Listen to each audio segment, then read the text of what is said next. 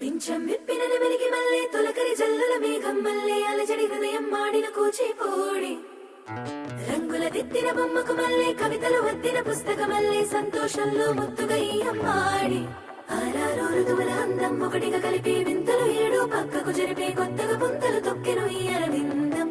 అమ్మమ్మో తాండవమాడే కృష్ణుడి నుండి వేణువ గానం తీయక పండి రాధకు ప్రాణం ముప్పొంగే ఆనందం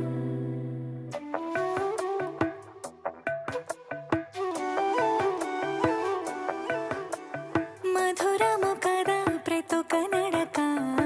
నీతో కలిసేలా తరగని కథ మనదే కనుక మనసు మురిసినిలా